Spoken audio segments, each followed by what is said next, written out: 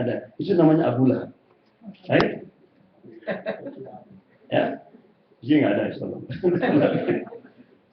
Maka dalam Quran kan Allah memberikan dalam akhir surat tadi, Daraballahu mathalan ladzina kafaru imra'atan Nuhin wa imra'atan Lut. Aku berikan contoh bagi orang kafir, istri Nabi Nuh dan istri Nabi Lut. Kemudian bagi orang mukmin istri siapa? Istri Fir'aun. Ya.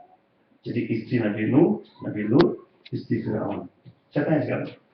Istri Nabi Lut ada namanya nggak? Ada pasti kan? Istri Nabi Nuh ada namanya nggak? Ada. Istri Fir'aun? Ada. Asia kan? Kenapa nggak disebut namanya semua? Istri Nabi Nuh, Nabi Lut simbol apa? Suami yang baik, istri yang tidak baik. Fir'aun apa?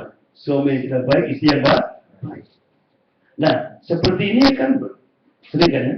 Kita kadang semua, ya Allah itu suaminya rajinnya, ya. Tapi istrinya ya.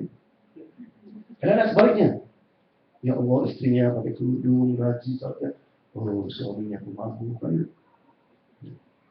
Tapi sesuatu yang tidak berulang, maka ayat terakhir setelah itu. Wa Maryam ibnatu Imran. Dan Maryam anaknya kenapa disebut? Dan anaknya Imran gitu kan. Ini disebut Maryam, kenapa? Karena perempuan seperti Maryam itu tidak akan berulang lagi. Seorang perempuan melahirkan tanpa suami. Yang akan berulang sekali aja.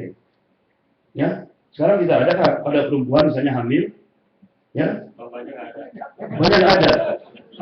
Kemudian ditanya, ibu kumaha aja. Gimana terjadi? Oh, habis itu cenanya lagi tidur ada malaikat. There's only one.